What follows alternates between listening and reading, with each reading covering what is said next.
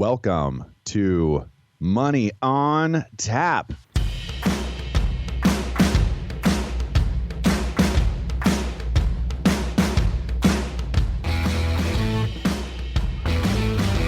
Money on Tap, your personal finance headquarters, where we bring out the professionals' experience and some fun in what we call three-dimensional investing, utilizing insurance, brokerage, and fee-based planning. That's what we do on this show. We look at all sides of the issues, and we bring a fully independent planning perspective to the table. Welcome to Money on Tap. You can reach us at 855-226-8551 or info@yourmoneyontap.com. My name's Seth Crusman, and I am joined here once again by Dan Mickelin and Ben Brayshaw. How are you guys doing today? Doing great. I'm doing well, Seth. 2021's in the past, and first snow day of the year. Yeah, big snow. We got big snowfall here today. Yeah. Wow. We had our snow day here when it was Christmas break, so I guess that was nice. We had a white Christmas. I think the kids are more excited about missing school for a snow day than anything else. Remember when you used to sit in front of the TV and watch the scrolling school names? Oh, yeah. Hadn't thought about that for a long time. Yeah. I was always disappointed to see, Watertown, the surrounding towns, they're out, but we're in. Just miserable. We were usually the little bit lower elevation, little warmer area here, too. Everyone around us was missing school, and we had to go. You guys, we got a show today for you. Besides snow, we're going to be talking about no pension, no problem. And as a matter of fact, this is going to wind up being several shows for you, for those connoisseurs of consistent income, wanting to know how to retire successfully, and all the ins and the outs around that. We're going to put together a series of shows here for you to become educated and comfortable with this idea of what is this pension? Why would you want to have a pension in retirement? With so many different factors around us, like just a market that has done tremendously well. That's going to be part of our conversation, why people want to consider these types of options for their retirement, especially at the end of or tail end of a market that has done incredibly well. This is it's well-timed, it's well-placed, it's appropriate. And it is the No Pension, No Problem shows that we're going to head up for you. But before we get going on that and start talking more about snow, it's time for Money in the News.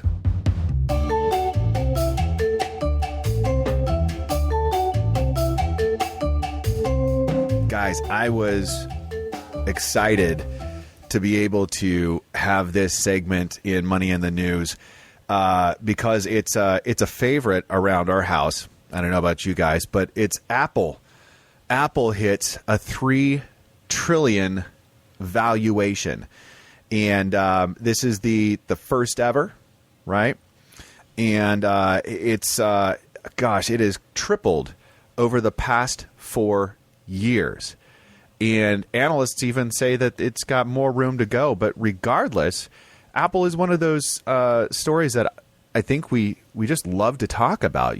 Somebody starts with a great idea out of their garage and turns it into this international $3 trillion valuation company that if you haven't heard of them, I don't know where you have been, but yeah, Apple is a pretty big name around these parts. I think that's literally impossible to be unaware of Apple at this point. It's in like the top, it's equivalent to one of the top 5 economies on the globe. Size-wise as a company. So, it's really it's just kind of tremendous in an awe-inspiring sense, I think, is what Seth's trying to say on some level, right? At some level. Yeah, it's just like, holy smokes, what's going on here? So, and then the question we always get invariably is, well, should I buy or sell Apple? Like, where are we at with this company? And it's like, how much bigger is it? A $4 trillion company? I think Apple does have room to run, but I think there's points in time where maybe it's time to diversify a little bit more. Because, one thing that, I've been chatting with clients who have owned Apple for literally a decade plus and have made an unfathomable amount of money having owned and held it as a stock is diversification. When you make money, don't be afraid to take profits. I think that's the one thing that I get from the idea of Apple. I mean, I've taken profits recently in Apple and just said, you know what? I'm never going to hit the top. Is it going to hit 199? Is it going to hit 250? Yeah. Is it going to go back down? I mean, that's one thing Apple does have is it has its swings in the market. That's one thing I do see in it historically. Yeah, like any other stock, it's it's going to be up and down, but to celebrate the size and the scope of it is certainly worthy of the money in the news segment here. But it goes back to the old adage, and we've talked about this a number of times. You never feel bad about taking a gain, right? Yeah. So I mean, if you're in it and you're up and you're looking for other opportunities, we can certainly discuss that.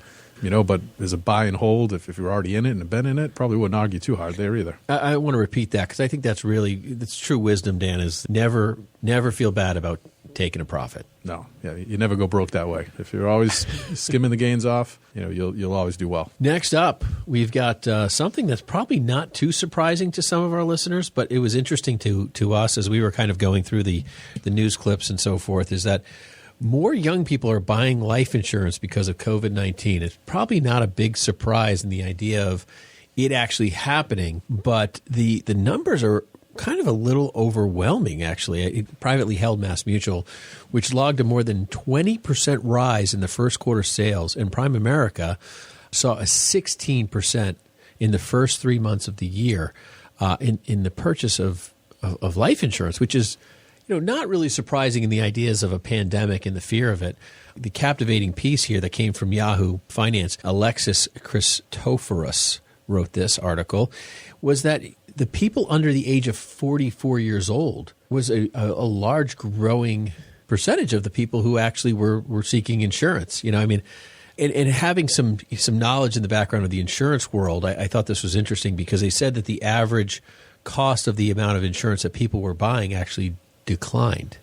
So that was an interesting tidbit. I think it was like the average policy was like $267,000 or some number.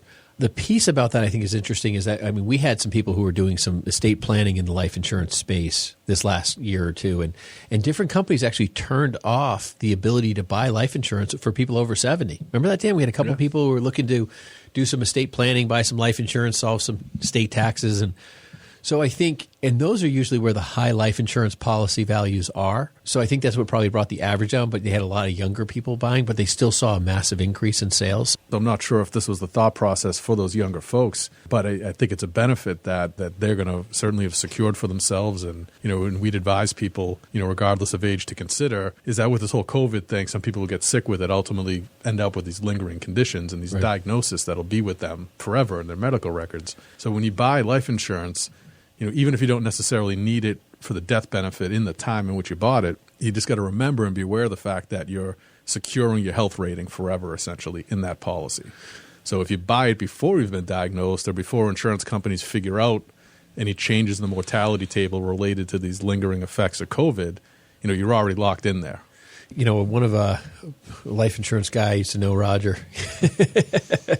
He used to say, ensuring your insurability. He used to say, he's like, I sell term to everybody under the sun. And he used to say that all the time. Nice old guy. And he's no longer with us on this earth. But, he said, you're just ensuring your insurability. He's like, I sell every 25 or 30-year-old, it was like $500,000 policy 20 years ago, whatever it was he was selling, $1 million.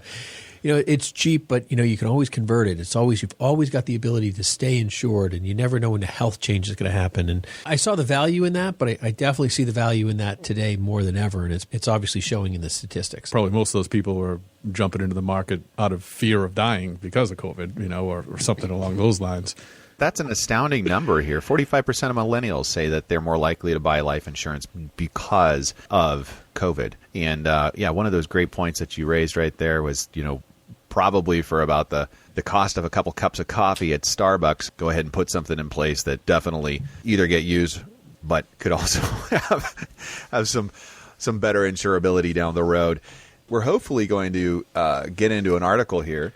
This is Brian Socey that brings us the Warren Buffett gave this investing tip to NFL defenseman Ndamukong Suh. Ndamukong Suh, it's a Portland, Oregon story. That's an NFL player. He met up with Warren Buffett in Omaha, Nebraska, because that's where Ndamukong Suh played his college ball. And since then, he has developed a friendship. Warren Buffett has given him some fantastic advice, and he's been investing with Warren Buffett for years. But one of my favorite pieces here was just the focus, that long-term focus and sticking with the plan and giving it time. Yeah, I also thought it was interesting that one of the pieces that came out of this was focusing on the people. I would probably expand that conversation inside of this article to be the people in the company.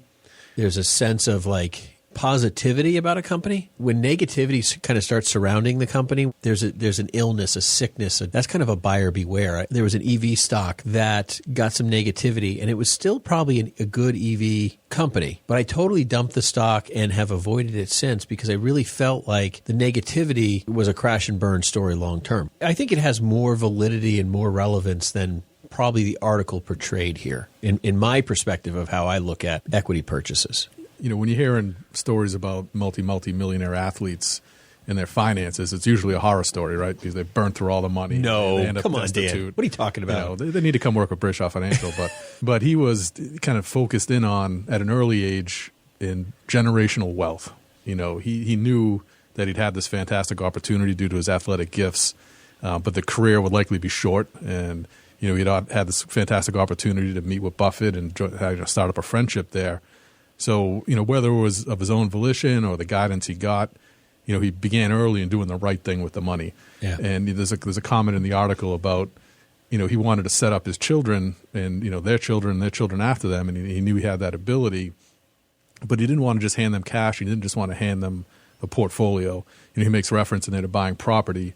He says, well, it's hard to spend a building. Right. You know, once he's acquired the wealth and passed it on and he's long gone from here, you know, his focus is in that generational sense.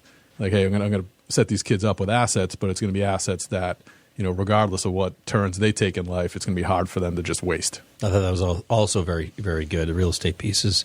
I like real estate as an investment. I think there's a strong place for it. Maybe you're not the landlord type, but there are other ways to get solid, good exposure to real estate that we help manage for people too. Well, that's going to do it for us with Money in the News. You're listening to Money on Tap, and you can reach us at 855-226-8551 or info@yourmoneyontap.com. Folks, there's a lot of opportunities to connect with us and lots of reasons why you might want to. We have webinars that we're doing which are focused on Social Security, income, or, you know, your taxes in retirement. Lots of appropriate information and ways to, you know, build your education and your understanding around retirement. You can get a hold of us again at 855-226-8551 or info@yourmoneyontap.com. We are talking about today, no pension, no problem. Don't go anywhere. We'll be right back.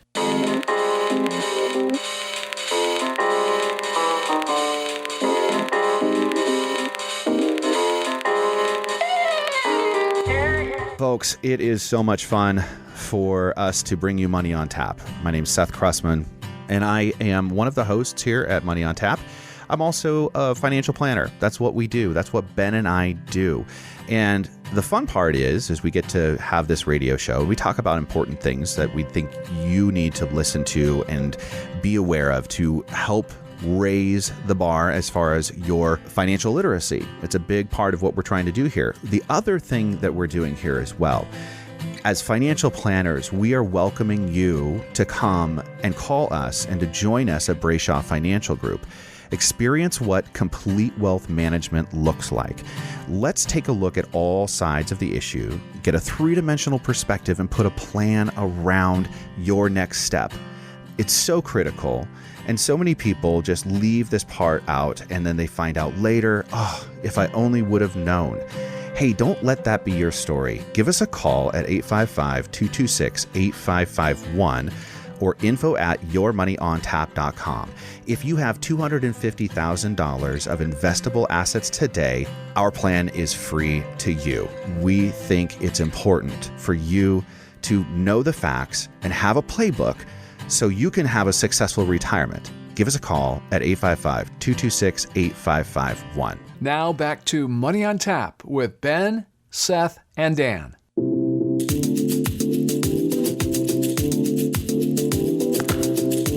You're listening to Money on Tap. You can reach us at 855-226-8551 or info@yourmoneyontap.com. Today we're talking about no pension, no problem. To get us kicked off here right now, if you have an annuity, believe it or not, we're going to wind up talking a little bit about annuities in this whole thing. But if you have an annuity, one of the things that we want to make sure you know is that you have an opportunity to have a review, a free review of that annuity. Contact us at 855-226-8551 or info@yourmoneyontap.com. And one of the things that's likely is that when you bought it, it was a great idea. You really felt like you had a grasp of what this was going to do or accomplish, but maybe you just don't remember, or it didn't really even resonate with you. That review will allow you an opportunity to understand better how this is going to work for your retirement, or if it's not, and if there's some other option for you, you can become educated about that as well. That's one of the things that we just want to make sure that you know you have access to with us at Brayshaw Financial Group. And with that, no pension, no problem. Ben, what do you got for us today? That was a good intro there, Seth. We just did a show on 7 potential types of pensions or income programs for yourself in retirement. We just came out of that show. We've talked about that for a few weeks, and we understand there's lots of ways people can drive income from different types of asset classes and investment programs. But the no pension, no problem conversation is a little bit bigger, I think, across the board for a lot of people because everyone's working. They don't understand necessarily all the moving pieces and the parts and what's going on in the world around them. All they see is who people are retired and people who are going to retire. And the people who are retired, things look good and they're traveling and they're maybe doing this, well, maybe not with COVID, but they have this kind of sense of the glory of retirement. Now, we've talked about the percentage of people who see retirement as a possibility versus people who don't, and we've talked a lot of things. So there's a lot of people hearing this show from a lot of different perspectives, and we understand that. And the idea of no pension, no problem is the conversation around kind of this deteriorating foundational pension income story that exists in retirement for a lot of newcomers to retirement. It also exists for people who have just retired or retired and are finding themselves dealing with inflation and not having enough substantial income or retirement income. I have this conversation, we all do, with people every day on some level that, Social Security is not worth what it used to be. We have the conversation that I don't have a pension like my dad did, or my friend over there has a pension, but, they stopped contributing to the pension at that company 10 years ago, and it's not what, existed or was expected to be. And we've talked about the vulnerability, in the 2014 Multi-Employer Pension Reform Act in the past a number of times about the viability of your employer, one, maintaining the pension that they have if you have one, and being able to pay, and it not being reduced mathematically on you like it has for people throughout the country that you're not aware of. And so we go back to this kind of historical conversation, and I, you guys know, the reason that Mike was turned over to me is because I say this stuff all the time. There's kind of this corporate conversation, and I found this article, Dan found this article, but I want to quote the article from the Wall Street Journal. It's Turn Your 401k into a Pension Plan is the title of the article by Randy Myers. And the first paragraph reads this, and Randy, I appreciate you writing this because this really communicates it well, and it's nice coming from a strong source. When 401k plans began replacing pensions as the primary retirement plan in corporate America, millions of Americans lost something valuable. The opportunity to supplement their Social Security benefits with a guaranteed monthly pension check. Now, the financial services industry is developing workarounds that make it cheaper and easier to convert your 401k balance into a guaranteed stream of income once you retire, much like what you would get from a traditional pension plan. And what those are just annuities. Straight up, that's just what it is. And these programs, you see Fidelity, it talks about the green line, follow the green line, and that's all conversion at Fidelity into a Fidelity annuity. So as much as these companies have bashed annuities for 15, 20 years, they decided to turn the channel and, oops, this is an area we really do need to provide for people.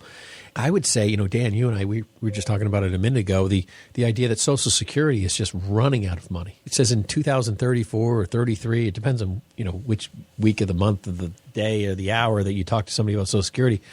But they're reporting about running out of it too.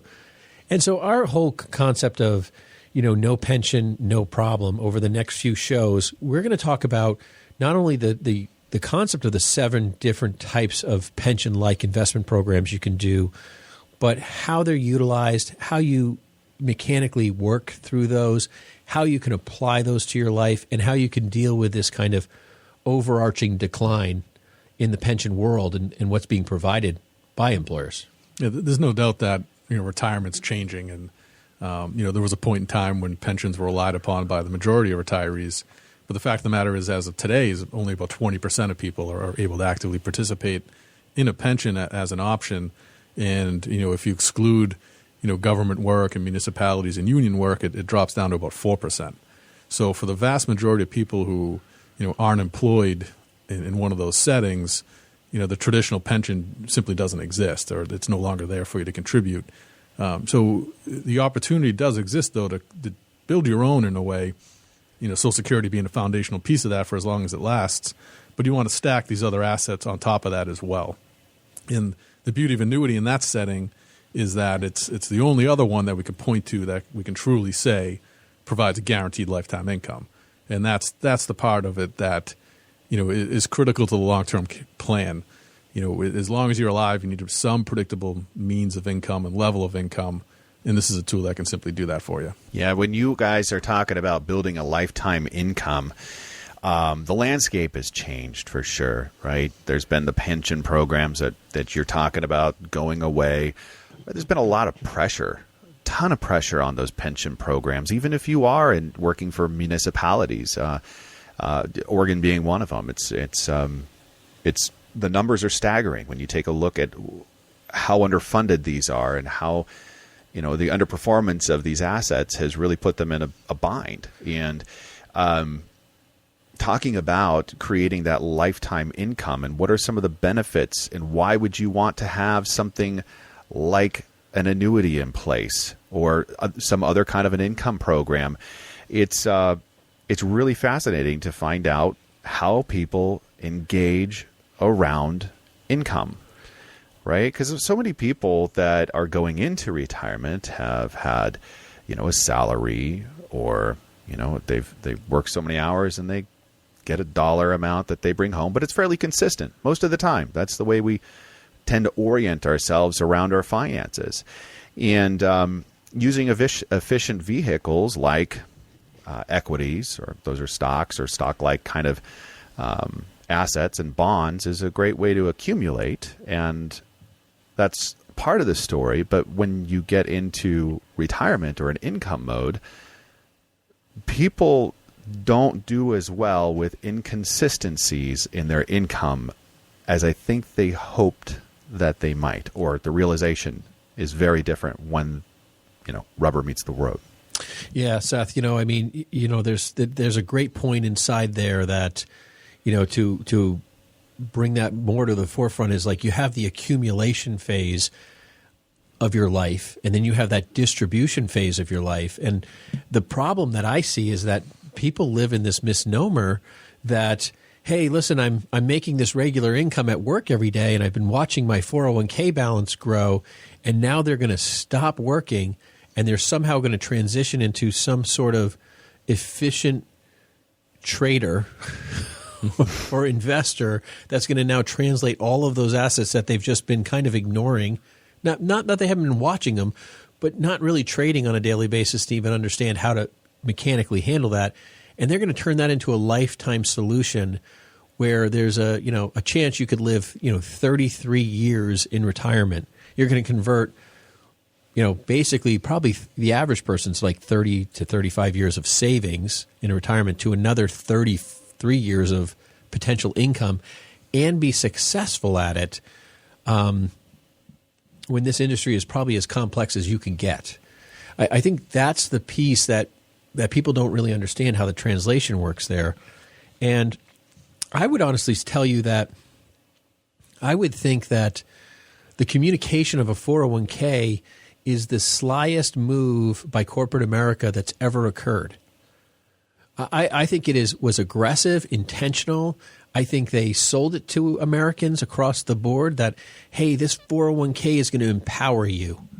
we're going to give you that pension is such an old thing. That's a grandpa story. Like that's what grandparents have. And we've been holding them back with these pensions, but we're going to give you the whole stock market where you could make rip-roaring returns. And, we're not going to let the reins loose and these horses are just going to run through the stock market and you're going to be super wealthy. And I mean, they sold it to us good and everyone bought it hook, line and sinker. And you got to have that 401k and why would I want a pension? And now you hit retirement. You're like, my goodness, I really need some sort of stable income like my grandfather. And you know what? I found out that my emotional decisions in the market really didn't perform as well because I sold when the market dropped and I bought when the market was rising instead of the reverse. And that was really a problem. Going back to that Wall Street Journal article, one of the lines I highlighted in here is how to distribute the money that you've accumulated in your retirement account is just as important, and it's been largely unaddressed. I think that is the piece that is missing in people walking out the door with retirement. And they sit down with somebody and there's this fear. And we have articles here. I mean, Dan's got 20 articles lying in front of him. I got 10 on my computer. They're from Barron's. They're from, multiple ones from Wall Street, Market Watch, NerdWall, you name it, right? We've got, and everyone out there is talking about this historical change that everyone's realizing. That pensions have slowly slid off the table and they're not part of people walking into retirement. And yet everyone's looking and saying, how do I solve this problem? Because they swallowed the 401k sales story. Now, I don't really blame corporate America personally for like trashing pensions and saying, here, let's give you the 401k. We'll put all the onus on your success for retirement on you instead of IBM or GE or all these companies. They don't want to own it. They're not in the financial world. Yeah, it's the difference between defined contribution and defined benefit, which is kind of complicated language, but it's much easier for an employer to understand their risk and liability and cost when they're matching your contribution on the front end, right? That's defined. They know exactly what that's going to cost them. It's going to cost them money today and never again. People are excited about a match, and match is a fantastic thing, and we always recommend everybody contribute up to the point in which you get matched at the very least. Absolutely. It's truly free money, but it's a stark difference from an employer having to take on paying someone for the remainder of their life. The pension concept worked when companies presumed they would always be growing and there'd always be more workers coming in. But the fact of the matter is most of these companies employ less people over time. So there's less salary out there for them to chip away at and contribute into this fund for everybody. So you end up in a situation much like Social Security has. When Social Security was rolled out, there was 33 employees to everyone taking that pension. Right. Now it's down to 3 to 1. Right. And I just heard that the birth rate for last year was the lowest in history in so America. There's fewer people entering the workforce and will be over time. And and one of the things Ben was talking about, 401ks, and for people who watch their statements, and we work with people all the time who do, and I've had a 401k, I did the same thing. When you're working, it always feels like it's growing, right? So every time you look at the statement every month or every quarter, every year, whatever it is, the number keeps going up, and you're always patting yourself on the back, and that feels good, and it's psychologically comforting. But what you got to understand is, some portion, maybe all, of that money going in there, and why the statement's growing is because you're contributing to it. You still could be losing money, though. You could still be losing money, right? But with the day you retire, the contributions cease. Yeah. Right. So now you got a flat balance, and you got to make it last. That's a great point. And I think when we start talking about, all the different pieces of, finding success in retirement, it's the emotional side of the market that is the most difficult for every novice investor to manage. I mean, it happens all day long. Like when the stock market starts tanking, we're all like, oh goodness, what's going to happen tomorrow? When every, Tom, Dick, and Harry gets out there and says, oh, my portfolio moved 3%. And I'm out. I can't do it. 2008 all over again. I think, the thing that I would say to every investor that's listening today You walk through the door. Not everything in our world is an annuity pitch, but I will tell you that when we look at markets and we look at investments, we use stocks, bonds, and ETFs and so forth every day. I mean, we hardly use mutual funds, but I mean, that's prerogative of the investor. But we do use annuities as a foundational element for a lot of people who want security. Security is a commonplace. It's not for all your money. It's not even for a vast majority of your money. It's literally to solve a problem. And I thought it was interesting. I was reading in one article where a person had $1 million. They took half the money, and it was a Wall Street Journal article, I believe. Had $1 million, and they were saying, put $500,000 in here, and pay fees and riders and joint lifetime income. It was like $27,000 of income, plus joint Social Security. It put the people at over $75,000. Well, they still had $500,000 in investments that they were still taking income from on top of it, but they had a $75,000 guaranteed lifetime income, and that's something that's not nothing in today's world. I mean, that solves a lot of problems for people in retirement. In the early 2000s, I would talk to people, even post 2001 market crash, 9/11, all that stuff, right? I mean, all those horrible experiences.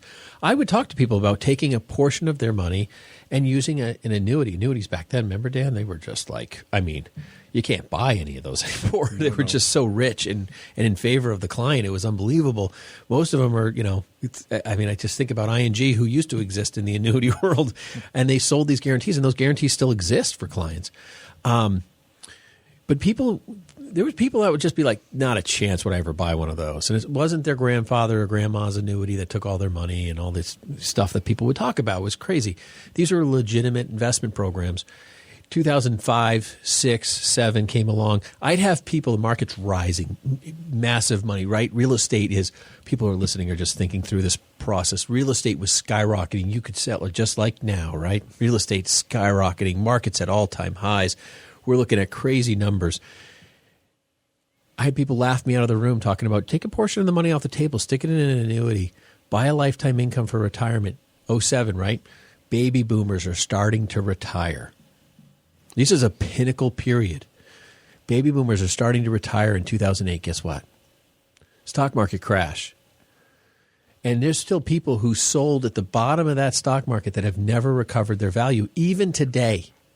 We meet people even today that they're still scared from the emotional impact because they just sold out because they couldn't afford to lose it all in their mind. Having had people laugh me out of the room and knowing that there's people out there that have hit horrible experiences. I know people who had all GM bonds. Look where bonds have gone. Look what happened to GM over that time period, right? Those things had to go worthless. They voided all those things. His whole retirement was in bonds. He said he couldn't live off of anything but the yield that those were getting. They were getting over 11%. I was like, you have to get out. You can't just have one company. He's like, GM's not going anywhere. Nothing's happening. I have stories of just actually, I really feel like God had put them in my life to have these experiences, to share that wisdom with other people. But I have clients that listen to me that bought annuities just pre-market crash. And yeah, they experience market, but they have lifetime income. Some of those have death benefits that are a return of principal at death. There's things out there that are features that you can engage in that people have enjoyed and benefited from because they were entering retirement. And as you had said, Dan, they were no longer collecting that income. And they were no longer adding to that 401k. And they just watched it tumble in front of their eyes. And so we're at all-time highs. Real estate is climbing. The story is getting bigger. And you know what? You're one of 120 million Americans standing in front of the door of retirement. Because if you're listening to this and you're thinking about retirement, there's 120 million Americans going to be retired over the next 20 years. And you have one chance to do this right. And I think the story today is the idea that you're not equipped to do it right by yourself. If you're listening today, it's not that we're trying to scare you into it. It's just that you have only one shot. And if it's a 2008 walking around the door in the next, if 2022 is just a repeat of 2008, our sequence of return videos that we talk about on our website at Brayshaw Financial will explain to you about the vulnerability of walking into retirement in a down market. Now, I hope 2022 is going to be good. And, we like energy and we like financials, and we're in this kind of space in general. We have exposure to semiconductors and the S&P 500, but we know how to mitigate and weather some of those storms for that type of money. But when it comes to guaranteed security, you got one chance. And I would tell you that before we take a break here, that this is the time to consider whether you have the foundational elements in your portfolio and whether you're capable enough to manage through that and whether you need a bigger foundation. And I'll leave it with that. Hey, that was a great place to put a pin in it. You're listening to Money on Tap. You can reach us at 855-226-8551 or info@yourmoneyontap.com. We're talking about no pension, no problem today. And gosh, I'm excited about the next phase of this show. Don't go anywhere. We'll be right back. For a number of our listeners, they have a lot of questions, and you might be one of them. Today, we're just offering what we call Zoominars, webinars over Zoom meeting rooms, where we have top experts, Social Security, estate planning, and financial planning experts for you to speak with, do a private consultation that way today. We're also having webinar-based Zoominars where we're going to have multiple groups where you can be part of that and enjoy that as well. Give us a call at 855-226-8551 or email us at info@yourmoneyontap.com to schedule your Zoominar. Now back to Money on Tap with Ben, Seth, and Dan.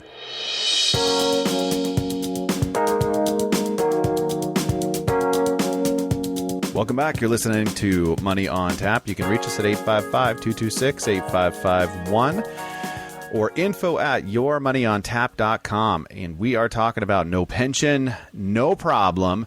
Going to get into some of the meat of the show here with you guys. For starters, what is this problem? What is the dilemma in retirement?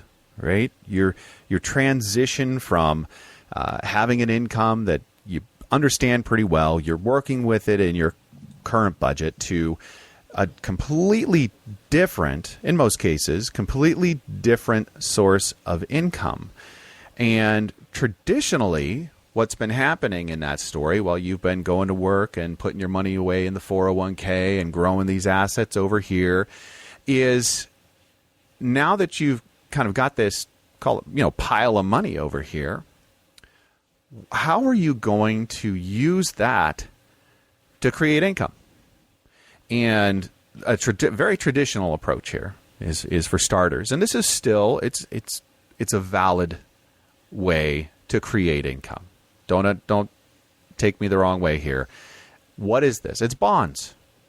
Bonds has been traditionally a much more stable asset class than equities, stocks, and what that has provided is a yield or a coupon or a ticket. It's the payout that has happened from these bonds month after month that has created income for retirees. Now, what is the challenge right now around this? If we want to just pull back the curtain here, it is that yield is dependent on interest rates. And if you've been paying attention to interest rates, or let's just say you've been out, refinancing a house, buying a new house, it's been wonderful for most people to go and do these things because the interest rates have been so low.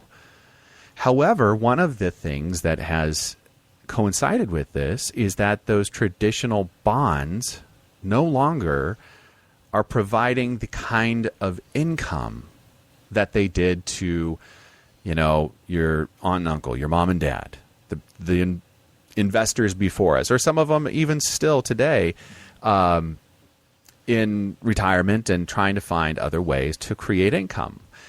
And so with yields as low as they are, and those, coupon payments as low as they are, trying to find a sufficient supplement to be able to not spend down your nest egg that you've worked so hard to acquire, or to live long into retirement with a kind of a freedom. We'll talk about more around income and freedom and how that really works here. But that is the dilemma here is just because interest rates are so low, the CD at the bank is so low, it just doesn't really work the way that it used to. So a lot of people that are very comfortable in that space trying to create an alternative income have taken a look at the market and said, well, there's dividends. That's one place, right? You have large cap companies that produce some kind of a dividend yield and pay you quarterly or monthly or whatever they do. But those are adjustable. For the most part, maybe they are very consistent, but they're not necessarily a guarantee. And so there's that story working in the background. Whether you take a look at it and you feel it every day, it's still there. And it does affect how you live in retirement. Whether you think it does or not, it does. So it's not a one-size-fits-all or a one-stop shop to be able to just hack into your retirement income from your nest egg. But this is it. This is the problem that we're going to be talking about, and that's why we talk about no pension, no problem. That's why we talk here at Brayshaw Financial Group and Money on Tap is three-dimensional investing, because you have to be willing to be successful. You have to be willing to take a look at and try to understand what is this problem and what ways do we have to solve our income problem. Yeah, and one of the other, kind of the secondary issue there is you have an income problem in terms of how you create it and what's efficient and where can you capture the best rate relative to the amount of risk you need to take on. Kind of the second issue is life expectancy, right? So you have to find a way to efficiently create the income, but the great unknown, as complicated as finding it is, well, how long does it need to last for? Because that's something none of us know, right? How long are we going to be here?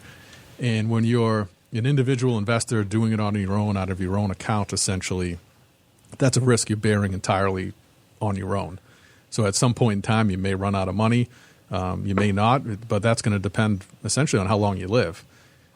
The commonality between pensions and annuities and why it works so well in this particular realm is that in both circumstances, whoever the provider is, whether it's your employer, former employer, or an insurance company, is you're not participating alone. You are being bundled into a group with thousands of other people. All right, likely thousands, depends on the size of the pension program or the insurance company, but you're not alone. So what they're able to do is not look at your individual single account and trying to determine how long you live, because obviously that's impossible for them to do. But when they're looking at several thousand people together and just trying to average the life expectancy amongst that group, that's easy for them to do. Some people will live long, some people will live short. They already know going into it what the average is of that total pool. So they're able to make that guarantee to you in either sense about giving you an income for life, because they know some people will live long and they'll essentially lose in those deals. Some people will die sooner, where they get to limit the amount of payments they need to make. But on average, they know what that number is for everybody. And, in some of the pieces we're looking at right now, if you're 65 years old and you jump into participating in one of these programs, the average is 21 years. They know this, right? So they can take that total pool of asset that they have in their hands, everybody's individual money, add it together, and determine, what's a reasonable rate that we can pay to all of these people, make sure it lasts forever for each one of these participants, or as long as they're alive, and minimize their risk so that you can feel confident in the fact that they're going to be around to make those payments to you. So it's something called the law of large numbers that we deal with often on the insurance side of the world. But, it's critically important as an individual to consider that and know, when you're trying to evaluate, well, I have this amount of money, can I divide it up and make it last? It's hard to do the division when you don't know what the divisor is, right? So how many years is it that you need it for? Yeah, I think Dan, when you talk about that, I think that's such a hard concept for a lot of people to grasp. I mean, everyone knows, I don't know if I'm going to live to 85 or 95, and no one knows that because their dad passed. Like my dad died young of a heart attack. My mom, was killed in a car accident. So, like I don't have a lot of. I mean, I know what happened to their parents, and so forth. But I don't know what my life looks like. And there's a lot of people out there, and then there's people out there saying, "Well, my parents did die a little early, and they had some health events, but technology and healthcare is so expansively larger and capable of mitigating health. So, are you the person that's going to live to 100? And, what was it? Betty White, right? She just passed away at 99. And, if you're married, two people married over 65, there's like a 25% chance one of you is going to live to over 100. That's an enormous percentage. It's incredible. And so when you start thinking about money lasting 33 years, right, potentially to that, or even longer, depending on how old you are to retire, maybe it's 35 years, or maybe it's 40 years. I mean, then you start getting into the law of those numbers and realizing that there's all these positional pieces of, how am I going to not run out of money? Am I part of that people? No one wants to be that story, but no one wants to die at 75 or 70, for the most part, right? So from a financial perspective, dying young is lucky. from a non-financial perspective, or dying, from a financial perspective, living a long life financially is not a lucky scenario unless you're super wealthy. And with the number of people that are really financially prepared for retirement, that lifetime income story is so super important. All of this brings us right into, point number 3 here, which is, and we breezed over this, was the emotional investment piece. Like how do you manage the emotional sectors involved in managing the money? There's a lot of people who are trying to do it themselves, just saving costs and fees. Totally respect and understand that. But if you're in a financially vulnerable space, probably not a good decision. I think, Seth, we were chatting with a gentleman out your way. He's worth a considerable amount of money. And he has more than enough money. He doesn't even know what to do with all of it. He's trying to figure out how to give it to family, right? And he's trying to, all of those pieces, and that's great. But he still is hiring people to mitigate all those financial issues because he doesn't feel qualified to do it himself. So, even the super wealthy who have the money more than enough to survive and live are still looking for support. I find it to be the person who's kind of like on the cusp of having enough money and not, that is the person who's trying to be the self-doer, who some of them will make it through fine, and you may be a listener that is going to do okay. But some people aren't. And you don't know if you are or aren't until the day you pass away. I had a client pass away this week at 92 years old. Maybe it's a client, he's a friend, honestly. And talking with his family this week, it's just a horrible scenario. And, they were very thankful for all that we've done, and they have enough money. They're okay, and you want that to be your story. And the emotional bias of how you handle your own money is just too convoluted. Like, Dan, how many times have I brought my portfolio to you and said, hey, do you see something I don't see? Because I'm, too tied into a stock personally. When I'm looking at other people's portfolios, I'll buy and sell stocks that I'm holding, So it's not uncommon. You're not alone in that. And I don't want to put ourselves on a pedestal, because I need help too, right? I mean, I go to Dan, I go to Seth, and we talk about these things, and I'm like, hey, listen, what do you think? Seth just a few minutes ago said, what are you buying? I lost money on Amazon myself. It's like the only guy in the world that ever did that. But luckily I could sell my clients. But Which is funny, because we were just talking about it. He's like, yeah, I think it's up. I've got a better place to put the money. And we were laughing about it. It's like, yeah, you'll be the only guy who chose to lose money on Amazon. But those are, you're making investments. So you're not alone in the emotional bias piece, and that's okay. And I think that brings it to a head on that story piece. So number 4, market returns. You guys want to take this together? Yeah. All right. So the market, I guess that's it. I'm going to grab it and go. The market, it's the primary place where you have, or people have, relied on a story of growth for their assets, that compound interest that works so well most of the time is coming from the market. And we talked about, a little bit ago, the pool of money. You've grown it, the 401k. Now you've got this pool of money that you're somehow going to try to figure out how to take the income at the right time, at, a consistent time, and do it without having a compounding loss, or a sequence of returns is, what we call that. When the market's down, you take the money out because, hey, I got to live. I'm going to take the money from my pool over here. So that's that sequence of returns. And when you have been dollar cost averaging into the market, and remember the 401k, how good that felt, whether there was a return on it or not, it just kept growing because I kept on putting money in. Well, that same thing happens in a market. As you're taking money out, it goes up, it goes down, but the way that it affects your portfolio, or it's the durability of your portfolio, is catastrophic if you aren't doing it in the appropriate way. And most people aren't. Is just the fact of it is, you need the money, you take the money. So, bonds has been kind of that lever in the background. It has been working so well in the past, but without there being enough income from those, how do you build that stability? What do you do? And it is, for the most cases, we're going to talk about lots of other ways, but for the most places, it is an annuity piece. It is having a durable portfolio that has a component in it, like a pension, that an annuity can provide, so that you're not experiencing a sequence of returns, that negative sequence of returns for yourself. Seth, I one time I sat down with a client and I said to them, to explain sequence of returns, if I told you that you can take 1% from your investment portfolio every year and live off of it, would you believe we could do that with like 99% certainty that you wouldn't run out of money? And they said, yes, I could believe that. And I said, what about 2%? And they said, yeah, I think so. And we had 3 and 4, 5. We started asking questions, 6. The answers got a little bit more vague, right?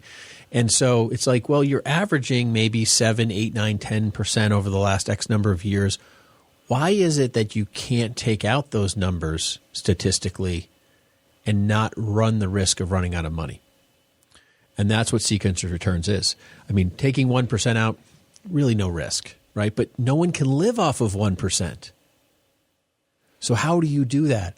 And, the Wall Street Journal article, that we referenced earlier, they talk about the idea that, it's hard to get the percentage of distribution that's guaranteed for your life out from an investment portfolio the way the annuity companies can do that for you, for a husband and wife, and bring that security. And that's where the market and the annuities collide into becoming a solution for people. Folks, it's been a pleasure spending some time with you today talking about no pension, no problem. You could spend your time any way you choose, and we recognize that you've chosen to spend it with us, and we're very grateful. You can reach us at 855-226-8551 or info@yourmoneyontap.com. You've been listening to Money on Tap, and we can't wait to meet up with you again next week. The views expressed are not necessarily the opinion of this radio station and should not be construed directly or indirectly as an offer to buy or sell any securities mentioned herein. Investing is subject to risks, including loss of principal invested. No strategy, product, material, or tool mentioned can assure a profit nor protect against loss. Please note that individual situations can vary. Therefore, the information, products, materials, or tools mentioned should be relied upon when coordinated with individual professional advice. Past performance is not a guarantee of future results. This show may be subsidized in whole or in part by a product sponsor or issuer. Securities and advisory services offered through SagePoint Financial Incorporated, member FINRA SIPC, and a registered investment advisor. All other services offered through Brayshaw Financial Group LLC are independent of SagePoint Financial. SagePoint Financial and Brayshaw Financial Group do not provide tax or legal advice. Main office is located at 116 South River Road, Bedford, New Hampshire, 03110, and can be reached at toll-free 855-226-8551. All guarantees protections are subject to the claims paying ability of the issuing insurance company. Mutual funds and variable annuities are sold by prospectus. Please consider the investment objectives, risks, charges, and expenses carefully before investing. The prospectus, which contains this and other information about the mutual fund and the variable annuity contract and underlying funds, can be obtained from your financial professional. Be sure to read the prospectus carefully before deciding whether to invest. Fixed annuities are insurance products and are designed for long-term retirement income. Annuity guarantees are subject to the claims-paying ability of the insurance company. Surrender charges may apply if money is withdrawn before the end of the surrender period. All withdrawals of tax-deferred earnings are subject to current income tax, and if made prior to age 59 and a half, may also be subject to a 10% federal income tax penalty. Annuities generally contain fees and charges which include, but are not limited to, sales and surrender charges. Additionally, if purchased within a qualified plan, an annuity will provide no further tax deferral features. The contract, when redeemed, may be worth more or less than the amount used to purchase the annuity. Fixed annuities are contracts, and you should read and understand the contract before making a purchasing decision. All other benefits are available for an additional cost. It is important to weigh the costs against the benefits when adding such options to an annuity contract. An income rider or benefit, sometimes called Guaranteed Lifetime Withdrawal Benefits, or GLWB, is an additional feature available with some annuities and generally optional and comes with additional cost. Income benefits are designed to provide income options above and beyond the standard annuitization or free withdrawal features in annuities. Well, bye.